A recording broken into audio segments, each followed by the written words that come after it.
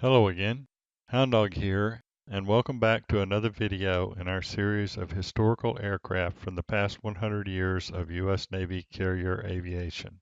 Today is 15 December 1949, and we are on board the USS Valley Forge CV-45 in the first anti-submarine warfare carrier-based aircraft to enter service with the United States Navy, the Grumman AF Guardian.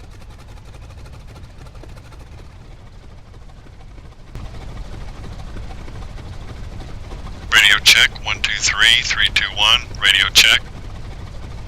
By 1944, the lessons learned in the Pacific War, combined with the concerns over the impending invasion of Japan, heavily influenced the U.S. Navy's strategic decisions for the design and procurement of new carrier-based aircraft. One of these decisions was the replacement aircraft for the Grumman TBF Avenger torpedo bomber. The Avenger had proven to be highly unreliable and particularly vulnerable at the low altitudes and slow speeds required to successfully deliver torpedoes. The recent major advancements in torpedo design and technology now allowed for higher altitude and drop speeds at greater distances from the targets. The Navy decided it was time for a larger and faster bomber capable of carrying 4,000 pounds of torpedoes or bombs over a 1,800-mile radius from the carrier. The Navy again turned to the Grumman Iron Works, who proposed the XTB-2F with two Pratt & Whitney R2800 double WASP radials and weighing over 40,000 pounds, nearly 8,000 pounds more than the B-25 Mitchell bomber. By early 1945, it was clear that this aircraft was much larger than the Essex-class carriers could accommodate, and the program was canceled. Grumman then proposed another conceptual design that was essentially a larger modified version of their F-7F Tigercat fighter with a bomb bay. This would also prove to be too impractical, prompting Grumman to propose yet another alternative design for a mixed propulsion aircraft with a big radial engine such as the new Wright R3350 or Pratt & Whitney R4360 and a Westinghouse turbojet in the tail. The Navy accepted this proposal and designated the new design the XTB-3 AF Guardian. Unfortunately, it was soon determined that neither radial engines would be available to meet production schedules, so the design was again modified to use the 2,400 horsepower Pratt & Whitney double WASP radial engine. The initial prototype testing confirmed that the air intakes located in the wing roots did not supply adequate airflow to the jet engines, causing consistent flameouts. This problem, combined with new knowledge that the Westinghouse engines would also not be available in the numbers required for timely delivery, led to the decision to again modify the design, omitting the jet engine. The new Guardian carried a crew of two seated side by side and made its first flight on 19 December 1945. The aircraft was over 43 feet long with a wingspan of over 60 feet. It had the Grumman patented hydraulically operated wing fold system that folded the wings back alongside the fuselage.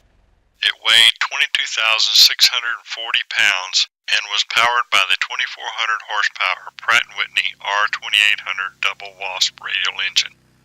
It had a maximum speed of 253 miles per hour at 15,000 feet and a range of 1,500 miles. The armament payload included 6 5-inch high-velocity aircraft rockets and 4,000 pounds of bombs, torpedoes, and depth charges. The end of the war on 15 August 1945 brought immediate and obvious changes in the need for military armaments, with many Navy aircraft programs severely reduced or outright canceled. The Guardian would probably have met the same fate had it not been for the Navy's concern about the significant threats that attack submarines pose to the carrier task force ships deployed to all parts of the world. On 24 December 1945, the Navy changed the role of the Guardian from torpedo bomber to anti-submarine warfare. At the time, the electronic equipment and armament necessary to both detect and then destroy enemy submarines was more than could be fitted into a single aircraft. Consequently, the Navy ordered Grumman to deliver two separate models of the Guardian, one as a hunter known as the Guppy, and another as a killer known as the Scraper. This strategy had proven successful in the Atlantic War on U-boats, with the Avengers and F-4F Wildcats working in hunter-killer teams. The Hunter Guardian could carry 4 crew members and had a large radome for the search radar and electronic countermeasures and bearing indicator equipment. The Killer Guardian deleted the 20mm cannon but retained the bomb bay and added a 3rd crew member, a searchlight, and a short-range radar. The Hunter XTB-3F-1S first flew in November 1948, and the Killer, designated XTB-3F-2S, first flew in January 1949. Redesignated as AF-2W and AF-2S, the Guardian entered fleet service on 27 September 1950 with VS-24 and shortly after with VS-25. In 1952, the AF-3S Hunter was introduced with a magnetic anomaly detector for the detection of submerged submarines. The last Guardian was delivered to the Navy in March 1953 with a total of 389 built. The Guardian saw service in the maritime patrol role during the Korean War. However, it proved unpopular with pilots, being underpowered and heavy on the controls. The aircraft suffered from a severely high accident rate, especially during handling on board the carrier, primarily due to being the largest single-engine piston-powered carrier aircraft ever to see service. Shortly after the end of the Korean War, the AFs began to be replaced by the Grumman S-2F Tracker, the U.S. Navy's first purpose-built ASW aircraft to combine the hunter and killer roles in a single airframe. The last Guardian was retired from active service on 31 August 1955, but the AFs remained in service with the U.S. Naval Air Reserve until 1957.